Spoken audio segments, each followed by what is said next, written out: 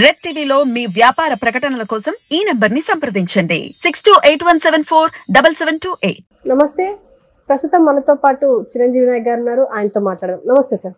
నమస్తే. జై భారత్ అండి. జై భారత్ సార్. సార్, ఇప్పుడు మనం ఏపీ పాలిటిక్స్ గురించి మాట్లాడుకుంటే నాగబాబు గారు ఒక మాట అన్నారు, పవన్ కళ్యాణ్దే ఫైనల్ మాట, ఇంకా ఎవరు విరుద్ధంగా మాట్లాడడానికి లేదు, ఒకవేళ విరుద్ధంగా మాట్లాడితే చర్యలు తప్పవు అని చెప్పేసి అంటున్నారు. ఏ కాంటెక్స్ట్ లా ఉండొచ్చు అంటే ఏ పార్టీలో ఉన్నా పార్టీ అధ్యక్షుల వారిది డెసిషన్ ఈజ్ ఫైనల్ అండి. కానీ ఆ ఫైనల్ డెసిషన్ తీసుకునే ముందు కన్సల్టేషన్ మెకానిజం ఒకటి ఫాలో అవుతున్నారా లేదా, ప్రజాస్వామ్యబద్ధంగా కన్సల్టేషన్ మెకానిజం జరిగిందా లేదా అనేది ఇంపార్టెంట్.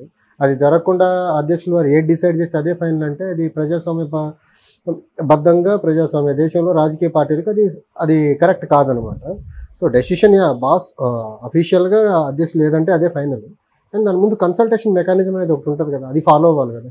అది ఫాలో అవ్వకుండా అధ్యక్షులు వారు ఏం చెప్పేది కరెక్ట్ అంటే మిగిలిన వాళ్ళందరూ ఇది మనం డిక్టేటర్షిప్లో లేం కదా, రాజరికంలో లేం కదా, ప్రజాస్వామ్యంలో ఉన్నాం కదా. ప్రజాస్వామ్యంలో ఉండి ఒక వ్యక్తి మాట ఫైనల్ అని ఎలా అంటాం అసలు? అండ్ ఇప్పుడు మనం చూస్తున్నాం పవన్ కళ్యాణ్ గారు అంటే ఓన్గా డిసిషన్స్ తీసుకున్నట్టు మనకు ఎప్పుడు అనిపించలేదు. అటు చంద్రబాబు నాయుడు లేకపోతే ఇటు బీజేపీయో ఇద్దట్లో ఎవరో ఒకరు చెప్తేనే అంటే ఈవెన్ పార్లమెంట్ ఎన్నికల్లో పోటీ చేస్తారా అని అంటే పెద్దల్ని అడిగి అంటే చెప్తాను అన్నారు. అవునవును. అంటే ఒకటండి, ఇప్పుడు ఆయన పొత్తు విషయంలో వాళ్ళతో కన్సల్ట్ అయ్యారు. ఎందుకంటే దే ఆర్ సుపీరియర్ దే. నేను టీడీపీ సంస్థాగతంగా జనసేన కంటే బలంగా ఉంటాం, కేంద్ర బీజేపీ దేశవ్యాప్తంగా బలంగా ఉందని ఆయన భ్రమంలో ఉండటం వల్ల వాళ్ళ మాటలు విన్నారు. వాళ్ళ అవసరం ఈయనకు ఉంది కాబట్టి విన్నారు. వాళ్ళ అవసరం లేకపోతే వాళ్ళ మాట కూడా విని ఉండేవారు కాదేమో. అక్కడ కూడా నాదే ఫైనల్ అని ఉండేవారు. పార్టీ పరంగా వీక్గా ఉంది కాబట్టి వాళ్ళ మాట వినాల్సి వచ్చింది, విన్నారు అంతే. ఇప్పుడు ఈయన మాట ఫైనల్ అనుకున్నప్పుడు అన్ని 170 స్థానాల్లో ఈ అన్నదమ్ములు ఇద్దరే పోటీ చేయాలి కదా. దానికి పార్టీ ఎందుకు, కార్యవర్గం ఎందుకు, అంతమందితో పని చేయించుకోవడం ఎందుకు, మీకు సీట్లు ఇస్తామంటే ఎందుకు, ఇన్ఛార్జీలుగా ప్రకటించడం ఎందుకు, కోఆర్డినేటర్లుగా ప్రకటించడం ఎందుకు, ప్రకటించిన తర్వాత వాళ్ళకి సీట్లు ఇవ్వకపోతే వాళ్ళు బాధపడి బయటకు ఏదైనా వాళ్ళ యాంగర్ని ఎక్స్ప్రెస్ చేస్తే కఠిన చర్యలు తప్పమంటారు, క్రమశిక్షణ చర్యలు అంటారు. క్రమశిక్షణ ఫస్ట్ పార్టీలో ఉండాలి కదా. ఇప్పుడు అసలు ఆ పార్టీలో ఫస్ట్ క్రమశిక్షణ సంఘం కమిటీ ఉందా? ఫస్ట్ ఆ కమిటీనే లేదా పార్టీలో. క్రమశిక్షణ చర్యలు ఎవరు తీసుకుంటారు, ఎలా తీసుకుంటారు? అండ్ ఇప్పుడు ఒకటండి, ఏదైనా పొత్తు పెట్టుకున్నారు, కార్యవర్గంతో చర్చించాలా, ఇగో ఈ బేసిస్ మీద ఇలా పొత్తు పెట్టుకుంటున్నాం, ఈ పార్టీలతో కలిసేస్తున్నాం అని చెప్పాలి కదా. అలా చెప్పకుండా ఆయనకి ఏది తోస్తే అదే పొత్తు, ఆయనకి ఏది తోస్తే అదే సీట్ డిస్ట్రిబ్యూషన్ అంటే అది పార్టీలో మిగిలిన కార్యవర్గం ఏమైపోవాలా? అలాంటప్పుడు పార్టీ పెట్టి అంతమందికి పదవులు ఇవ్వడం ఎందుకు? ఇవ్వకూడదు కదా. వాళ్ళ సేవల్ని పార్టీ వినియోగించుకోకుండా ఉండాలి కదా. వాళ్ళ సేవల్ని వినియోగించినప్పుడు వాళ్ళకి వచ్చే ప్రాబ్లమ్స్ని కూడా అడ్రస్ చేయాలి పార్టీ రాజకీయంగా. అండ్ హరిరామరాజు గురించి కూడా అంటే ఆయనకి టికెట్ ఇవ్వట్లేదు అని చెప్పేసి తెలిసింది. అయితే దానికి అనుగుణంగా నిన్న ఒక గంట సేపు ప్రెస్తో మాట్లాడుతూ అంటే బ్లాక్మెయిల్ చేసే విధంగా ఉన్నాయి ఆయన మాటలు టీడీపీని. దీని గురించి మీరేమంటారు? అంటే ఎవరు బ్లాక్మెయిల్ చేయరండి. ఒకటి, సీటు జనరల్గా పొలిటికల్గా యాస్పిరేషన్ ఉన్న వాళ్ళు, పార్టీ కోసం పనిచేసిన వాళ్ళు సీట్లు అడగటంలో తప్పలేదు. ఏ బేసిస్ మీద ఇస్తున్నారు, ఏ బేసిస్ ఇవ్వలేకపోతే ఏ బేసిస్ మీద ఇవ్వట్లేదో చెప్పాలి. అంతేగాని దాన్ని ఏమన్నారు, టికెట్ ఇవ్వట్లేదు బ్లాక్మెయిల్ చేస్తారు. బ్లాక్మెయిల్ అంటే ఎలా దాన్ని? ఇప్పుడు ఏ బేసిస్ మీద ఇవ్వట్లేదో చెప్పండి. వాళ్ళు ఇవ్వనప్పుడు వాళ్ళు వేరే దారులు చూసుకుంటామని మీ దగ్గర చెప్తే దాన్ని బ్లాక్మెయిల్ అని ఎలా అంటారు? ఇప్పుడు వీళ్ళు లెఫ్ట్ పార్టీలతో 2014లో కూటమిలో ఉన్నారు, 19లో ఇంకో కూటమితో ఉన్నారు, ఇప్పుడు ఇంకో మళ్ళీ ఆ 14 కూటమి మళ్ళీ ఫామ్ అయింది అంటే మిగిలిన పక్షాన్ని బ్లాక్మెయిల్ చేసుకుంటూ వచ్చారైనా కాదు కదా. ఆ పార్టీ బ్లాక్మెయిల్ చేసినట్టు అనుకోవాలా మనం? అంటే మీరు చేస్తే ఒకటి, పార్టీలో లీడర్ చేస్తే ఇంకోటి అయితే ఎలా? ఓకే. అండ్ మీకు ఐడియా ఉందో లేదో అంటే ఇప్పుడు రెండు పార్టీలతో బీజేపీ పొత్తుంది. ఇప్పుడు ఈ కూటమిలో బీజేపీ రెండుగా వేరు అయ్యింది, అంటే చీలిపోయింది.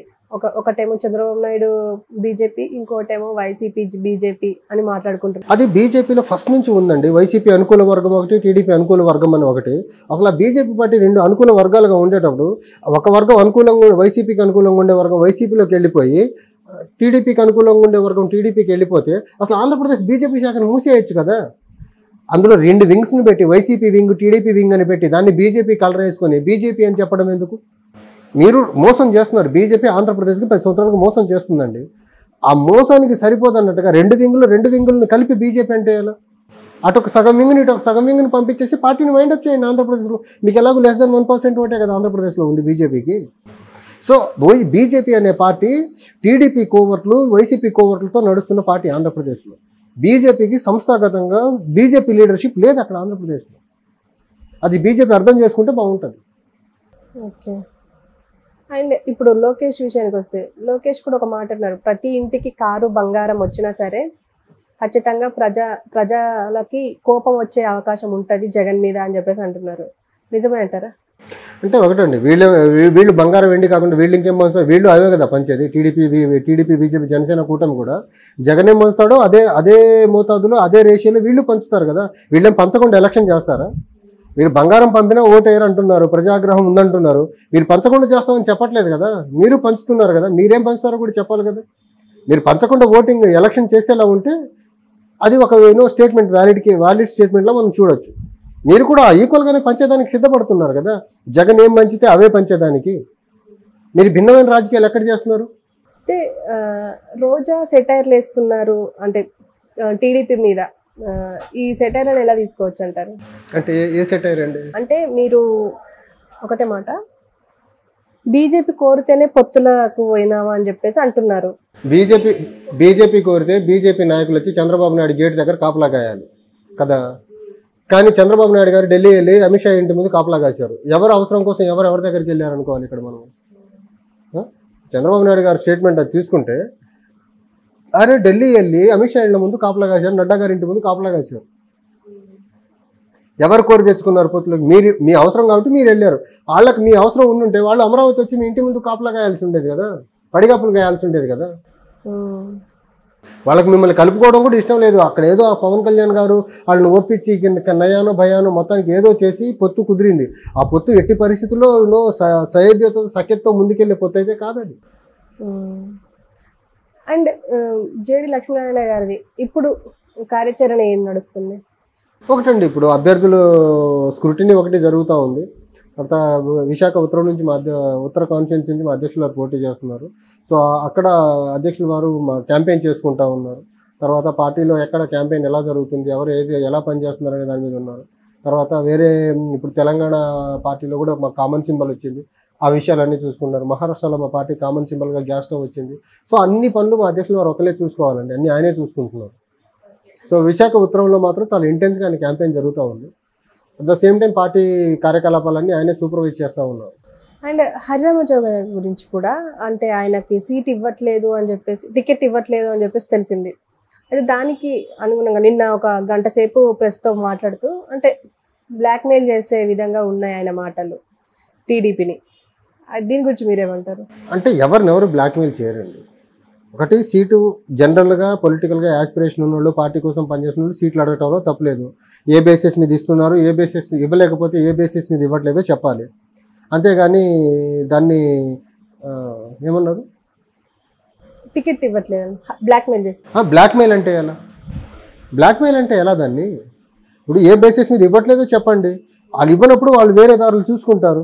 వేరే దారులు చూసుకుంటామని మీ దగ్గర చెప్తే దాన్ని బ్లాక్మెయిల్ అని ఎలా అంటారు? ఇప్పుడు వీళ్ళు లెఫ్ట్ పార్టీలతో 2014లో కూటమిలో ఉన్నారు, 19లో ఇంకో కూటమితో ఉన్నారు. ఇప్పుడు ఇంకో మళ్ళీ ఆ 14 కూటమి మళ్ళీ ఫామ్ అయింది అంటే మిగిలిన పక్షాన్ని బ్లాక్మెయిల్ చేసుకుంటూ వచ్చారు. అయినా కాదు కదా, ఆ పార్టీ బ్లాక్మెయిల్ చేసినట్టు అనుకోవాలా మనం? అంటే మీరు చేస్తే ఒకటి, పార్టీలో లీడర్ చేస్తే ఇంకోటి అయితే ఎలా? Okay sir, thank you.